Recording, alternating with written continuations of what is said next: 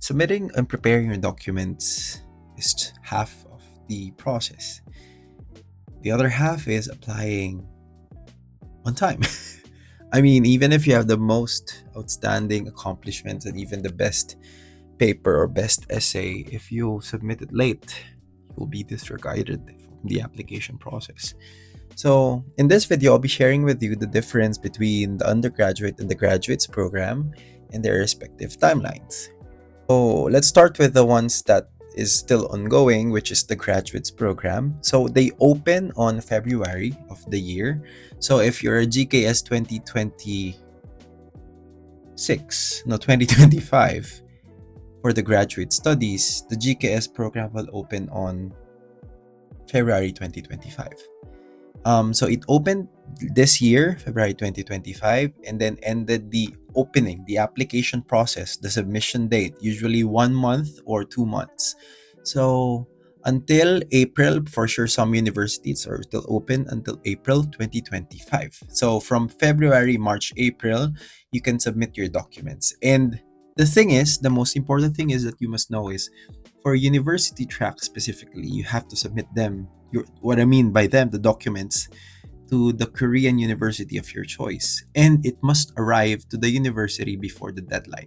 So, for example, my university is Haja University, and the deadline is March 31st. I submit my documents March 31st in the courier, the delivery, and it arrived on April 7th for sure. That's an example. That will be rejected, even if I sent my document or started the delivery process on March 31st, because it's important that the documents arrive before the deadline. So that's very important. And so until April, they start the assessment. And then the first round of assessment or first rounds of passers will usually come out on April also. And then on May it's an important step for those who are applying for the graduate studies under the embassy track, because usually this is when the second round of passers come out, May and June. And then expected that by July, the final list will come out from NIED. And then by August processing of visa in September. I mean, usually before September, you should be here in South Korea already, because the start of the Korean language program will be on September. That's very fast. And then moving forward with after a few months, the November is the application for the Global Korea Scholarship Program undergraduate studies for the next year. So the October, November 2025 opening of the application is for the 2026 upcoming students for the graduate studies. Same thing. November, December until January, the application season. You should submit your documents. By February, everything is being processed by NIED and such that by January, February, everything is completed and you should be arriving here in South Korea. It's very fast. So you see, October, you submit for the undergraduate studies, November, December, all the rounds. By January, you should be completing your visa, and then February, arriving here in South Korea. Because the start of the classes would be on March. So that's the usual thing. Before the start of the semester, you should be arriving here in South Korea already. And what I'm saying here, I hope you're still understanding where I'm going, and like what I've mentioned before, is that the timing is very important, because submitting your documents is one thing, but submitting them on time is another thing.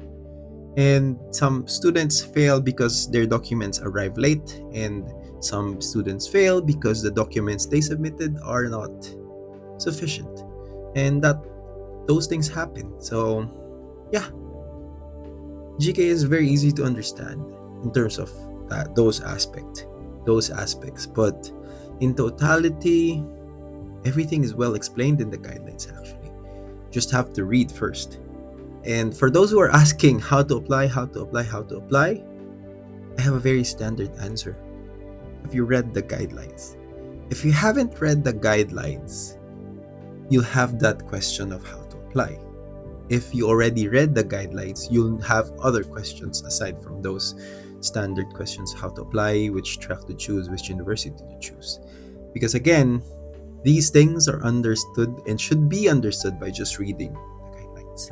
If you have other complex GKS related questions that you want to know, you want to ask, you may leave them in the comment section. It's very open. I really highly suggest commenting there and discussing with your fellow applicants, because I have this notion of we should be the ones helping each other. So instead of directly messaging me, if you feel shy, just be confident, just ask question, and then if you know the answer to other people's question, provide answers to them.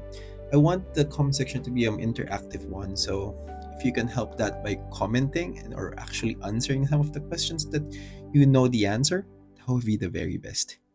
But till then, bye bye.